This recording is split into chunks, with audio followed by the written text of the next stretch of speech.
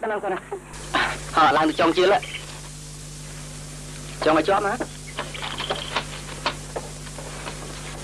Ra gì? Mày vậy? Thế.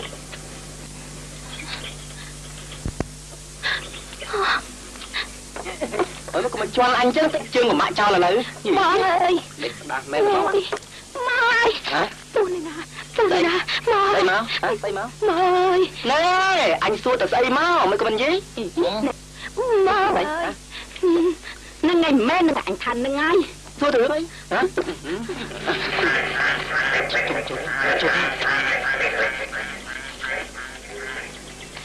Bị bơ cái này một ơi.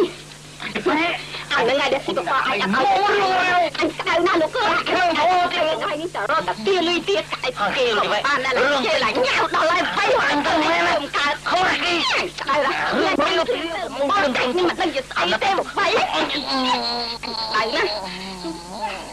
tay na tay cho được cái bắt co mà ray men vậy đây nó tập cái chạy một tôi gì anh nghe đâu anh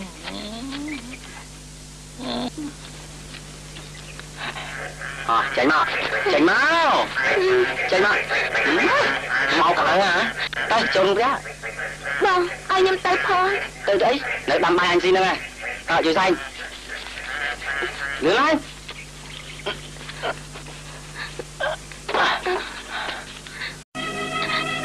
tôi bóc trong đinh mấy hai chưa đưa bao san cột kia được bóc nhông mà xong là xin em ngọt thì chụp chụp mà đo đi em bảo khi đo đây xin còn mình thưa đấy làm đi rồi con ấy tục nó em được xem luộc này ở đây đi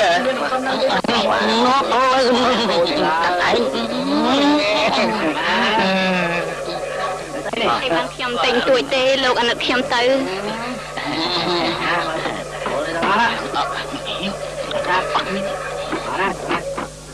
đã xuống buồn mời anh nào thế ở đây thật này cái sải là tình chưa đấy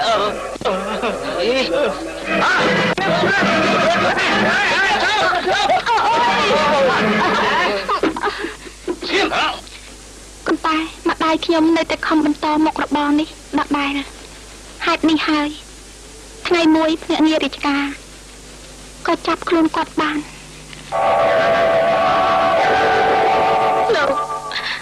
លោកមេតាខ្ញុំមិនអស់នេះទៀតទៅចុះឲ្យខ្ញុំសូមអីវ៉ាន់ខ្លះមកវិញមកខ្ញុំសន្យានឹងលោកថាខ្ញុំលែងរត់ទៀតហើយបើអស់ម្ដងនេះទៀតខ្ញុំច្បាស់ជាគ្មានអីចិញ្ចឹមកូនទេសូមលោកអាណិតមេតាខ្ញុំផងទៅលោកខ្ញុំមិនដឹងជាអាណិតមានរបៀបណាទេគ្រប់ពេលឲ្យតពូខ្ញុំចាប់បានមានតែងតែឆ្លើយប្រាប់ខ្ញុំចំណិចថាឈប់ហើយតែអញ្ចឹងតែមានតែរត់ដល់ឲ្យ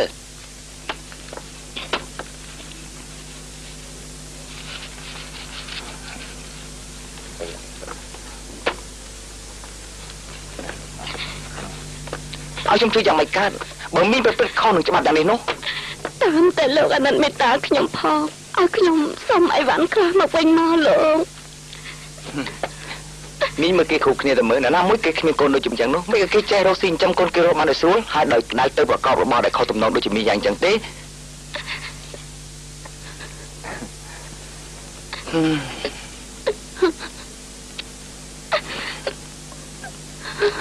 ខ្ញុំសូមជម្រាបមីងថាអីវ៉ាន់នេះខ្ញុំជូនមីងមិនបានទេតែដើម្បីឲ្យមីងកសាងជីវិតសាច់ជាថ្មីខ្ញុំជូនលុយមីង 2000 រៀលដែលជាលុយផ្ទាល់ខ្លួនរបស់ខ្ញុំឲ្យមីងទៅប្រកបមុខរបរមួយថ្មីទៀតដើម្បីនឹងចិញ្ចឹមកូនមីងឲ្យរស់បានដោយស្រួលដូចខ្លួនឯងហើយបើមីងខ្វះខាតមីងអាចមករកខ្ញុំបានថែមទៀត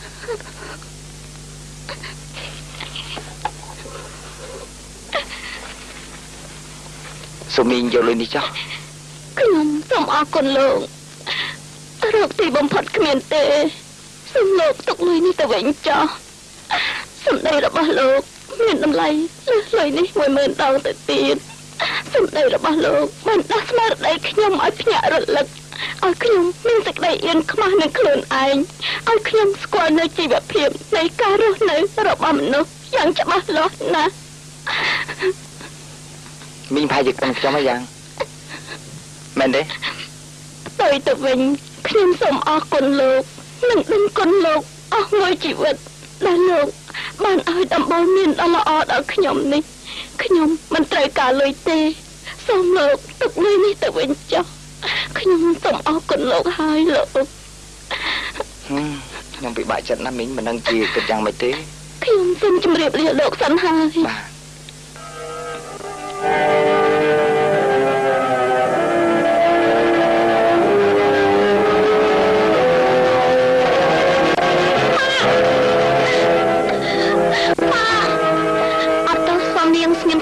បន្តិចទៀតគាត់ដឹងខ្លួនឡើងវិញហើយព្រោះលោកគ្រូពេទ្យមានប្រសាសន៍ថាគាត់មានជំងឺខ្សោយបេះដូងលោកនេះហើយតែបាននាំម្ដាយនាងមកនាងអរគុណនឹងលោកទៅតាំងពីថ្ងៃនោះមកអាការរោគម្ដាយខ្ញុំពុំមានស្រាក់ស្រានសោះអ្វីគ្រប់យ៉ាងក៏ត្រូវលោកធីរិតនេះចេញឲ្យទាំងអស់លោកមានគុណលើខ្ញុំធ្ងន់ខ្លាំងណាស់ខ្ញុំមិនអាចបំភ្លេចគុណលោកបានទេហើយចុះតែអូនយ៉ាងម៉េចទៅទៀតក្រោយមកម្ដាយខ្ញុំក៏លាចាកលោកនេះទៅបន្ទាប់មកខ្ញុំក៏រស់នៅតែម្នាក់ឯងគាត់តែថ្ងៃមួយលោកធីរិតក៏បានទៅផ្ទះរបស់ខ្ញុំនាងកាត់តែបន្តិចទៅខ្ញុំអត់នាងណានាងមិនអាចរត់នៅតែម្នាក់ឯងយ៉ាងនេះបានទេខ្ញុំគិតថាបើនាងមិនយល់ទាស់ទេនាងទៅជាមួយម្ដាយខ្ញុំទៅគាត់គ្មានកូនចៅឯណាច្រើនទេគឺមានតែរូបខ្ញុំម្នាក់ឯងគាត់ខ្ញុំបានទៅសម្បត្តិទៅជំរាបគាត់ដោយស្រេចហើយគាត់មានសេចក្តីរីករាយបំផុតបើប្រសិនបាននាងទៅនៅជាមួយតែនាងគិតយ៉ាងម៉េចដែរមិនគិតនាងនៅស្គីមយ៉ាងអញ្ចឹងឆ្លើយតបទៅមកឆ្លើយមកតែនាងពេញចិត្តទៅនៅទេតែទៅជាយ៉ាងណាក្ដីក៏គុណនាងឆ្លើយប្រាប់ខ្ញុំឲ្យបានដឹងដែរលោកល្អចំពោះខ្ញុំណាស់តែខ្ញុំមិនអាចឆ្លើយជម្រាបលោកក្នុងពេលនេះបានទេសូមលោកមេត្តាទុកពេលឲ្យខ្ញុំគិតមកយប់សិនចាំស្អែកខ្ញុំជម្រាបលោកខ្ញុំសង្ឃឹមថាស្អែកនេះខ្ញុំនឹងបានទទួលដំណឹងល្អពីនាងជាមិនខានអស់ពេលមួយយប់គត់ដែលខួរក្បាលខ្ញុំពោពេញទៅដោយសុភដិសារីដែលម្ដាយខ្ញុំបានទុកឲ្យខ្ញុំហើយខ្ញុំក៏គិតទៀតថាបើប្រសិនជាខ្ញុំទៅនៅជាមួយគេថ្ងៃណាមួយពេលដែលគេចំណាយលែងអាណិតនៃមេត្តាខ្ញុំទៅវិញនោះគេច្បាស់ជាដៀលខ្ញុំក្នុងថ្ងៃណាមួយមិនខានព្រោះគ្រួសារខ្ញុំខ្វះកិត្តិយសទាំងស្រុងគឺពេលនោះហើយបានត្រូវទទួលនៅសេចក្តីឈឺចាប់ជាងនោះទៅទៀតហើយដូច្នេះហើយទើបបានជាខ្ញុំសម្រេចចិត្តថាត្រូវតែចាក់ចេញពីទីនោះដោយខ្លែងខ្លួនជាប្រុសមកជួបនឹងបងនឹងណាបើដូច្នោះមិនគេពិតជាមានគុណបំណាច់លើអូនធ្ងន់ណាអូននៅវិញឧបមាថាថ្ងៃណាមួយអូនបានជួបគេអូនគិតយ៉ាងណាទៅវិញអូនច្បាស់ជាទៅចោលបងអូនច្បាស់ជាទៅមែនទេសុភមង្គលរបស់យើងសប្តាហ៍នេះឃើញថាវាគ្រប់គ្រាន់ណាស់ទៅហើយអូននៅវិញអូនមិនព្រមយល់ដល់ចិត្តគំនិតរបស់បងតលតែសោះតើអូនសុខចិត្តមានប្តីដែលមានឋានន្តរស័ក្តិឬក៏មានប្តីដែលជាអ្នករត់លំបតាអូនឡើងខត់បងហើយអូននៅវិញបងសប្បាយចិត្តណាស់ដោយអូនចេះយល់ដល់ចិត្តគំនិតរបស់បងយល់ថាក្នុងមួយខែនេះបងនឹងខំសន្សំលុយទុកដោយចាយយ៉ាងស្រួចស្ដាងជាទីបំផុតដើម្បីទុកដល់ពេលដែលយើងត្រឡប់មកវិញយើងនឹងរកទិញដីមួយកន្លែងដែលជាកម្មសិទ្ធិរបស់យើង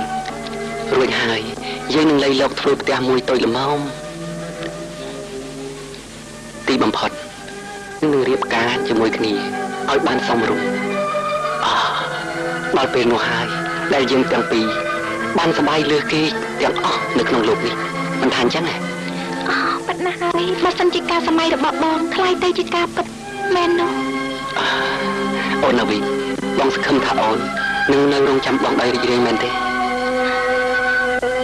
បងកុសលអូននៅរងចាំបងជានិច្ច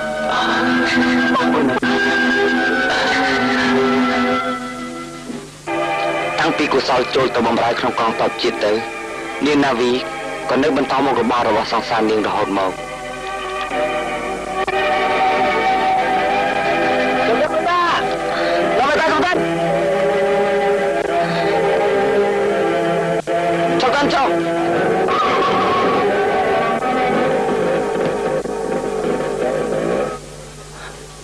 ឲ្យខ្ញុំសុំភាសាផងបានទេចាំខ្ញុំឲ្យលុយខ្ញុំមិននិយាយអីទេកំពុងបើកស្រែតលេងឆេងអញ្ចឹងហ្មងមិនអត់ខ្ញុំសុំភាសាផងបានទេបាទជួយឡើងអរគុណណា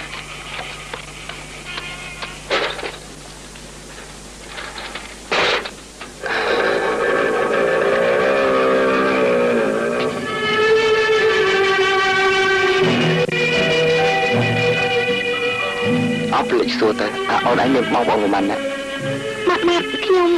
អត់មានបងប្អូនអីទេ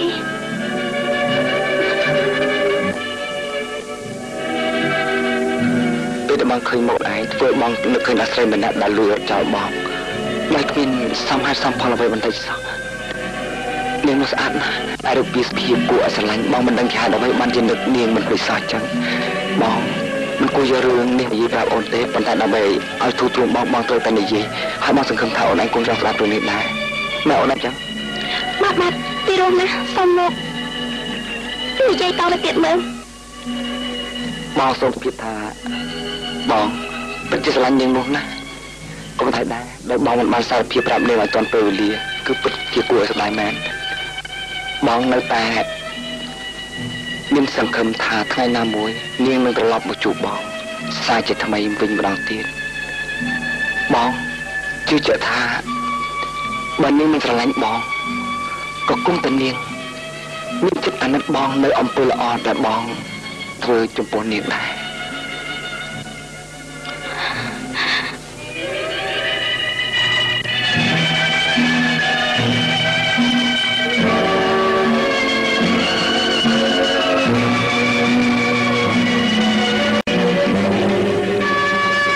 មកទៅការឲ្យជាទៅមើលឡានដែរបាទជុំ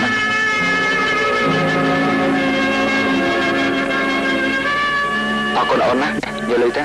បាទមិនអីទេអរគុណខ្ញុំលាខ្ញ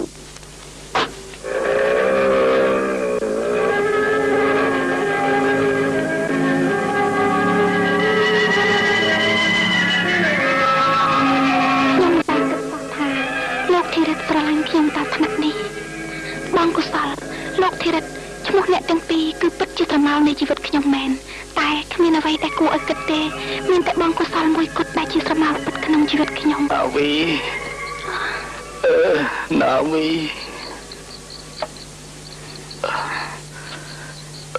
លោកអ៊ំមិនសូវស្រួលខ្លាំងទេលោកអ៊ំដឹងជាហេតុអីទេស្រាប់តែដកដង្ហើមថប់ចង់រកតែផុតក្មួយមិនចឹងគិតតែយប់ជ្រៅណាស់ទៅហើយដូច្នេះលោកអ៊ំពិសាថ្នាំមួយសពីសិនទៅនេះលោកអ៊ំចាំទម្រាំដល់ស្អែកខ្ញុំទៅជួបលោកគ្រូពេទ្យម្ដងទៀតដើម្បីសុំសម្បត្តិសាជាថ្មីសូមទេវតាជួយថែរក្សាគាត់ឲ្យបានឆ្លងផុតដុក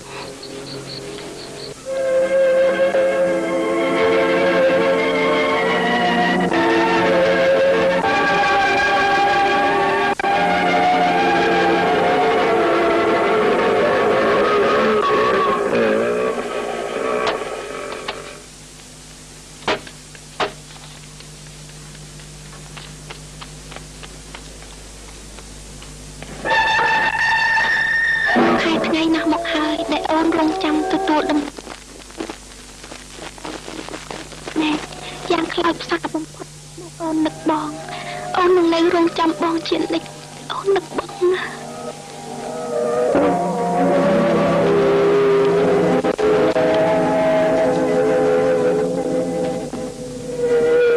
ចូលមានកាយជំរាបប្រសាមានគេយកសម្បត្តិមកជូនទេមានគេយកសម្បត្តិមកឲ្យខ្ញុំហ៎ចេញទៅមុននេះខ្ញុំតែឡើយហើយបាទ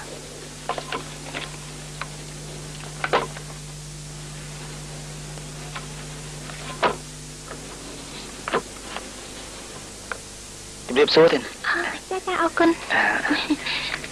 នេះសម្បត្តិនេះចាសូមចុះហត្ថលេខា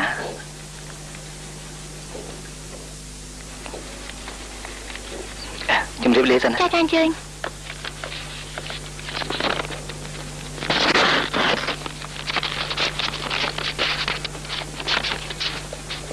សូមជម្រាបដល់លោកបានជាលោកកុសលមិនអាចឆ្លើយតបសម្បត្តិលោកស្រីបាននោះព្រោះថាលោកបានចេញនៅប្រតិបត្តិការបាត់ទៅហើយ ហើយជាពិសេសទៀតមកខ្ញុំទើបតែបានទទួលដំណឹងយ៉ាងគួរសោកស្ដាយមកថាលោកកុសលបានបាត់គ្រូក្នុងសមរភូមិទៅហើយ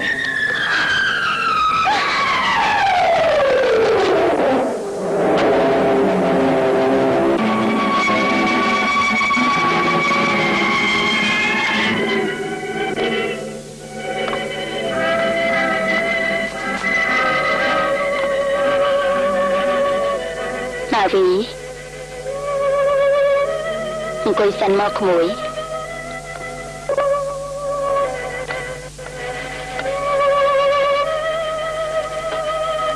ព្រួយទៅ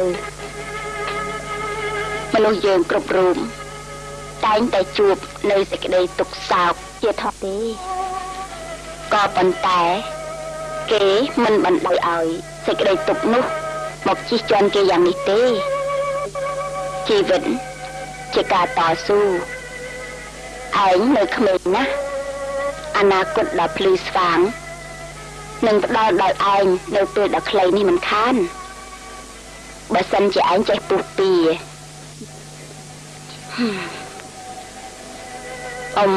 គិតថាឯងក៏គួរតែសម្ចិតរៀបការជាមួយនឹងធីរទៅមេតារងចាំមិនតិចសិនឲ្យចាំដល់ទៀត4-5 ខែទៅហើយឯងល្មមសម្រាប់ចិត្តបានហើយចាស់ហើយឯងក៏សន្យានឹងថាឯងនឹងមិនធ្វើឲ្យពិបាកចិត្តដែរមែនទេបើអញ្ចឹងគិតថានឹងចាត់ចែងលើកចំនួននៅពេលឆាប់នេះហើយណាឬទេបើអញ្ចឹងមើលលីលោករៀបចំកាត់ខោអាវទៅ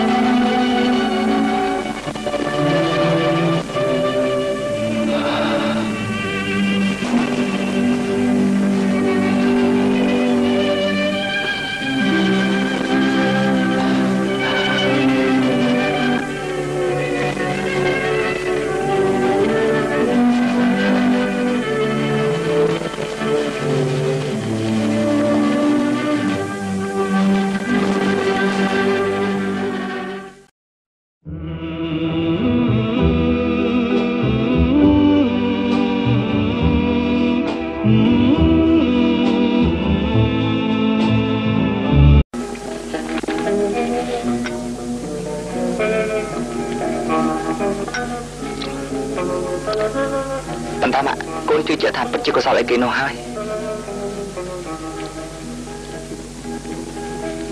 តែគួរស្ដាយណាស់ដែលកូនមិនបានស្គាល់មុខគេសោះនោះម៉ាក់ចាំម៉ាក់ទៅមើលឯផ្ទះចាំដីលោមើលបើប្រសិនជាវាមកមែនច្បាស់ជាដឹងមិនខានតែម៉ាក់ណោះវាមកឈប់និយាយ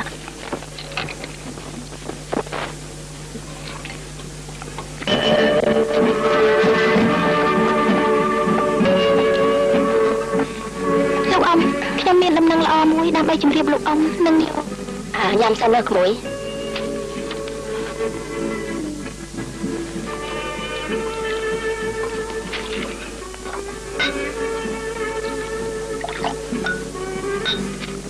ក៏ចង់ដឹងដែរថាតើមានរឿងអីប្លែកក៏បានជាសប្បាយខុសធម្មតាម្ល៉េះតែនេះខ្ញុំក៏ចង់ដឹងណាស់ដែរខ្ញុំចង់ជម្រាបថាបងកុសលគាត់អត់ស្លាប់ទេ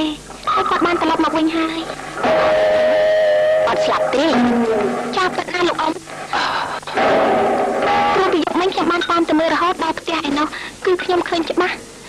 គឺពិតជាគាត់ហើយលោកអ៊ំ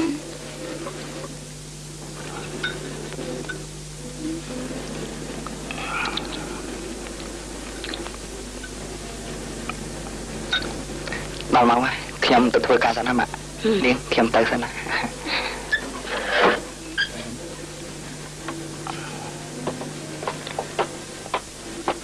ខ្ញុំគិតថាលោកអ៊ំទៅនៅជាមួយបងម្សិលវិញអ៊ំនិយាយពីរឿងនេះព្រោះអ៊ំមានការទៅជួបគេតែចាំអ៊ំត្រឡប់មកវិញតាមយើងនិយាយគ្នាចាអ៊ំជើញចា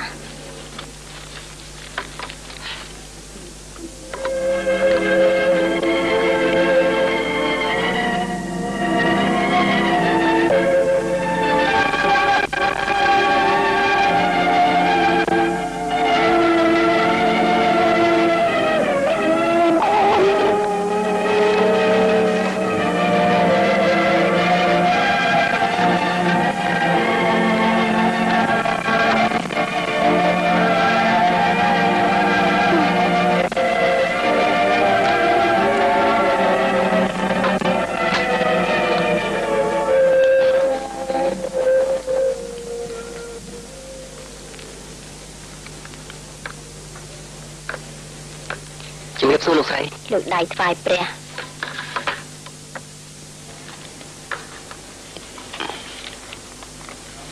អ៊ំមានសេចក្តីត្រេកអរណាស់កាលបើអ៊ំបានឃើញឯងរស់រៀនមានជីវិតបានត្រឡប់មកវិញយ៉ាងនេះណា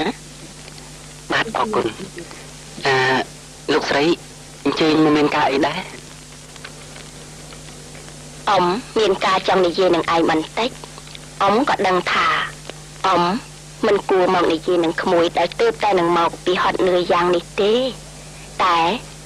ដើម្បីកុំឲ្យវាជ្រុលពេលមិនស្ទាស់ខុសអីទេសូមលោកស្រីអញ្ជើញមានប្រសាសន៍មកចុះអ៊ំមកនេះដើម្បីឲ្យក្មួយឯងជួយអ៊ំម្ដងតែអ៊ំជឿថាបើប្រសិនជាក្មួយអាចជួយអ៊ំបានមែននោះក៏ឃើញថាវាជាការពិបាកណាស់ទោះជាពិបាកយ៉ាងណាក៏ដោយខ្ញុំនឹងខំគ្រប់មធ្យោបាយដើម្បីជួយលោកអ៊ំព្រោះលោកអ៊ំមានគុណធ្ងន់ណាស់លើគ្រួសារខ្ញុំបាទអញ្ជើញមានប្រសាសន៍មកចុះគឺថាអ៊ំត្រូវឲ្យឯងរកមធ្យោបាយយ៉ាងណាដើម្បីកុំឲ្យណាវីវាត្រឡប់មកកន្លែងនេះវិញណាចូលឯងគិតមើលបើហេតុការណ៍វាបានជាជ្រុលហួសអស់ទៅហើយយ៉ាងនេះនោះណាក្មួយហើយអ៊ំក៏បានលើកចំនួនវាជាមួយនឹងកូនអ៊ំហួសទៅហើ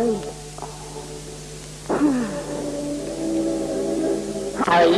ប្រសិនបើវាទាំងពីរបើជាមិនបានគ្នាជាប្តីប្រពន្ធទៅវិញនោះតើឲ្យអ៊ំយកមុខទៅទឹកឯណាអ៊ំច្បាស់ជាខ្មាស់គេស្លាប់ហើយម្យ៉ាងទៀតអ៊ំក៏ស្រឡាញ់វាណាស់ដែរអ៊ំបានទាំងស្រឡាញ់វាទុកដូចជាកូនរបស់អ៊ំហើយអ៊ំក៏បំរុងនឹងចែកគេឲ្យវាទៀតផងណាអ៊ំជឿថាអាចជាពិបាកនឹងកាត់ចិត្តណាប៉ុន្តែឯងក៏គួរគិតដល់អនាគតនិងសុភមង្គលរបស់វាផងដែរអ៊ំមិនបង្ខំចិត្តឯងទេតែឯងគិតចោះថាតើផ្លូវណាមួយដែលឯងត្រូវរើសយកនោះបើប្រសិនជាឯងយល់ឃើញថាឯងត្រូវតែយកណាវីត្រឡប់មកវិញដោយខានមិនបាននោះអ៊ំក៏មានសេចក្តីរីករាយនឹងជូនវាយកមកឲ្យឯងវិញដោយគ្មានគំនុំគុំគួនអ្វីទាំងអស់តែមុននឹងឯងសម្រេចចិត្តត្រូវឯងគិតមើលឲ្យបានវែងឆ្ងាយបន្តិចតែបានហើយអ៊ំមិនចង់ឲ្យឯងសម្រេចចិត្តនៅពេលនេះទេបន្តិចទៀតណាវីនឹងមកជួបឯងហើយអ៊ំនឹងបានទទួលដំណឹងយ៉ាងច្បាស់នៅពេលដែលវាត្រឡប់ទៅវិញមិនខានណាហើយអ៊ំលាក្មួយឯងទៅសិនហើយណាបាទ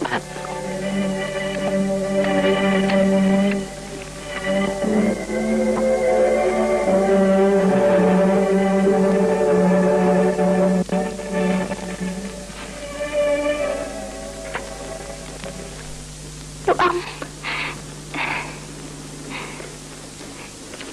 អ៊ំជួយមកវិញហើយក្មួយឯងទៅចុះចាលោកអ៊ំតែ ណាវីឯងភ្លេចយកកាបូបហើយខ្ញុំភ្លេចអរគុណលោកអ៊ំ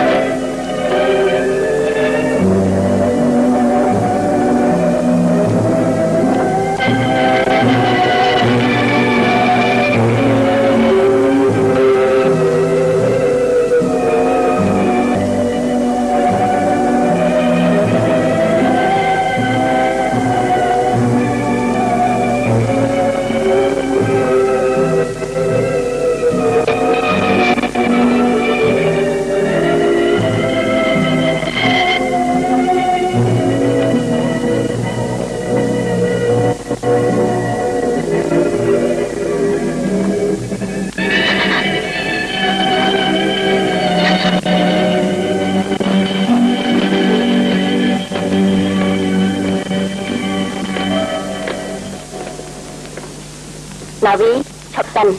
មកនេះមួយភ្លើន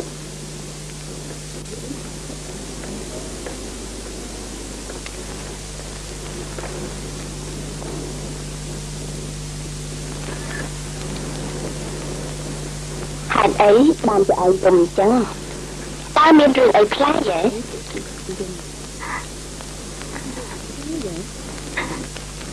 ជារឿងដែលខ្ញុំមិនដែលនឹកស្មានថាយ៉ាងដូចនេះសោះខ្ញុំឆ្ងល់ណាស់ថាហេតុអីបានបងកុសលបដិសេធថាយ៉ាងហង្ការថាខ្ញុំមិនអាចត្រឡប់ទៅវិញបានយ៉ាងនេះលោកអង្គសូមលោកអង្គមេត្តាអនុញ្ញាតឲ្យខ្ញុំបានត្រឡប់ទៅនៅជាមួយនឹងបងកុសលវិញផងលោកអង្គហើយមិនត្រូវឆ្ងល់ទេកុសលគិតនេះពិតជាត្រូវឯងពិតជាមិនអាចត្រឡប់ទៅវិញបានទេព្រោះឯងបានលើកចំនួនជាមួយនឹងធីរិតរួចទៅហើយឯងក៏គង់តែអាណិតអ៊ំឯងក៏គង់ចិត្តដល់ចិត្តទៅយកអ៊ំនិងសុភមង្គលរបស់អ៊ំខ្លះផងដែរឯងគេងគិតមើលទៅមើលតើអ៊ំនិយាយនេះត្រូវក៏ខុសក៏រកផ្លាស់សម្ពុតអាប់ទៅសុ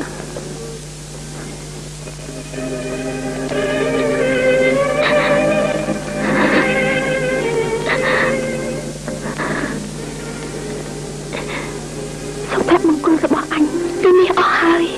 គឺមានតែវិធីម្យ៉ាងទេដែលអាចធ្វើអញជៀសផុតពីវិបត្តិគ្រប់យ៉ាងទាំងនេះបាន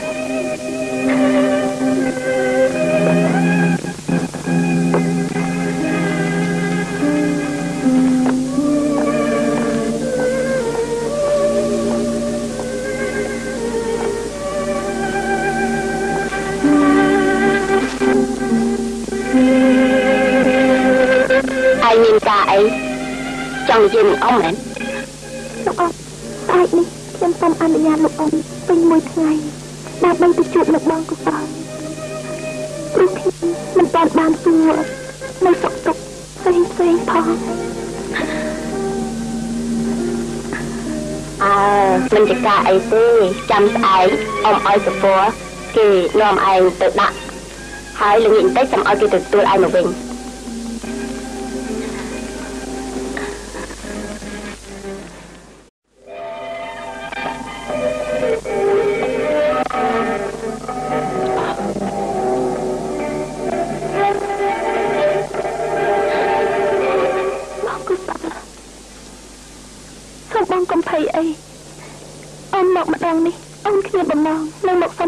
ជាមួយទៀតទេក៏ប៉ុន្តែមិននឹងយើងបែកគ្នារហូតទៅនេះយើងគួរតែនិយាយគ្នាឲ្យអស់ចិត្តនឹងញ៉ាំបាយជាមួយគ្នាបានម្ដងទៀតជាចុងក្រោយបងអស់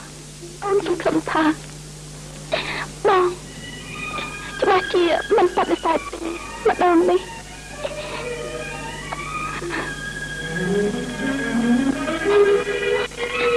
បងនៅវិញ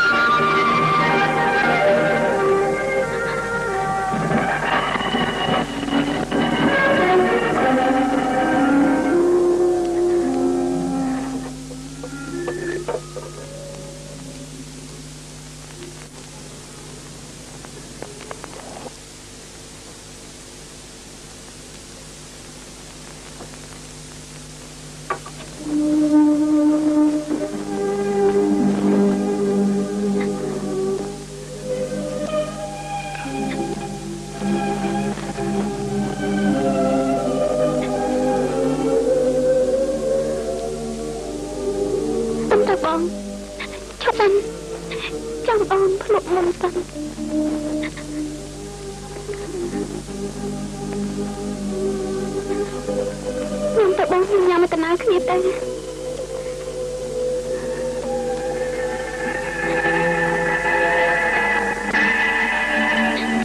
ញ៉ាំទៅបងយ៉ាងម៉េចមិនឆ្ងាញ់ទេឆ្ងាញ់អូនឆ្ងាញ់ណាស់ឆ្ងាញ់ណាស់បាទញ៉ាំទៀតទៅបងញ៉ាំទៀតទៅ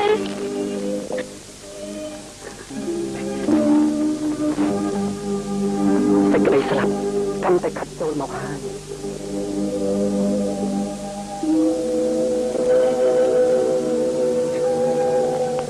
ឈប់កុំញ៉ាំញាប់ពេកពេលវិញខ្លីណាស់ខ្ញុំនិយាយគ្នាវិញម្ដង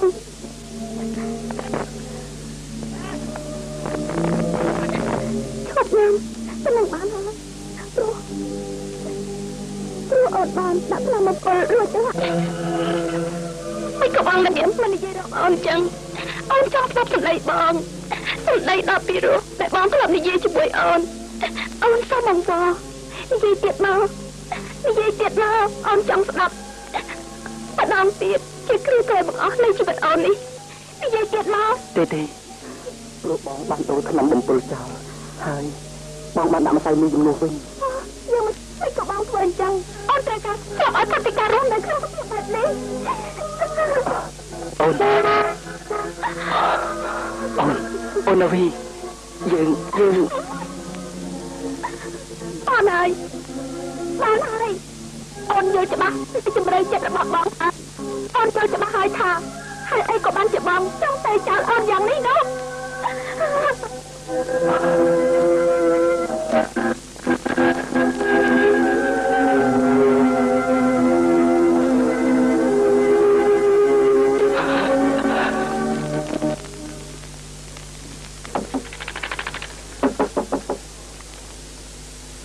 ចាំតែមើលមើលអ្នកណាគោះទ្វារចា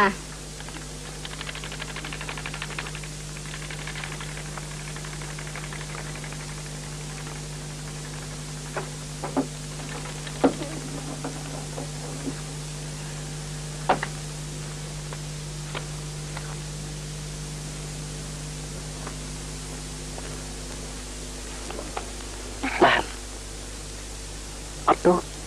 អ្នកនាងនឹងហើយដែលឈ្មោះផលីខ្ញុំនឹងហើយលោកមានការអីបាទ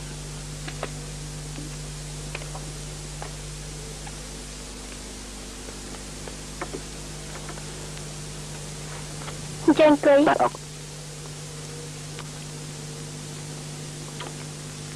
តែលោកថាអីចង់និយាយជាមួយខ្ញុំសូមជួយមានប្រសាសន៍មកចុះបាទលោកទៅផលឡាបានផ្ញើជំនាញនេះមកជូនអ្នកនាងតែលោកប្រេចនឹងបងខ្ញុំហើយហេតុអីក៏បានជាលោកទៅតែនឹងជួបខ្ញុំបាទជារឿងដែលវែងឆ្ងាយណាស់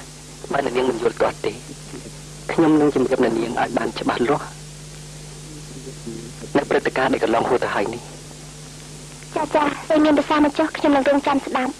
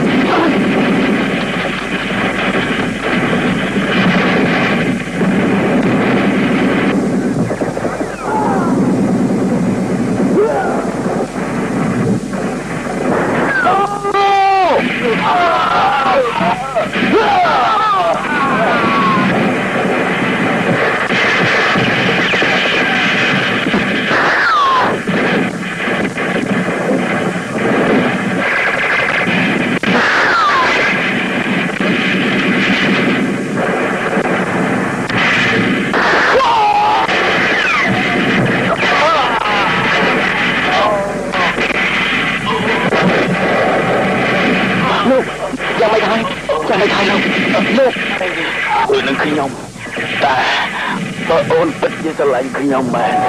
សូមអូនជួយមើលប្អូនស្រីខ្ញុំផងព្រោះវាត្រូវអព្រាននារីបំផ្លាញព្រមចរិយវាអស់ហើយថែមទាំងមានកូនមួយទៀតបងអូជួយខ្ញុំផងសូមលោកទុកចិត្ត ខ្ញុំធ្វើតាមដំណើរទាំងអស់ខ្ញុំសូមអរគុណសូមអូនទុកចិញ្ចៀននេះឲ្យបងអូនស្រីខ្ញុំផងលោក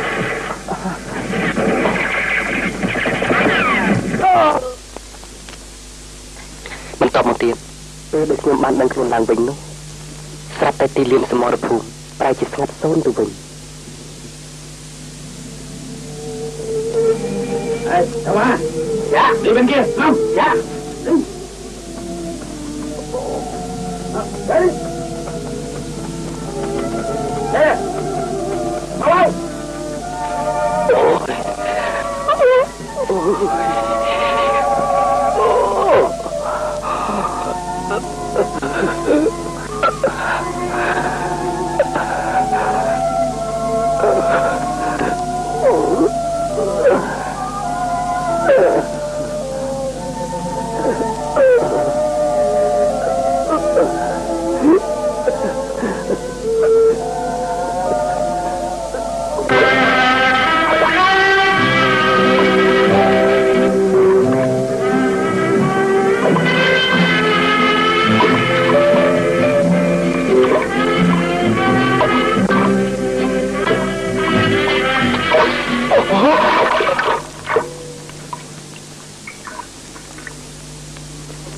ពេលដែលខ្ញុំបានដឹងខ្លួនឡើងម្ដងទៀតនោះ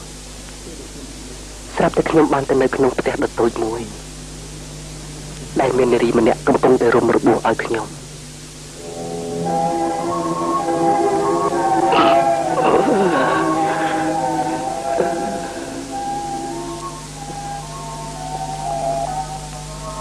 លោកជាជាតិខ្មែរ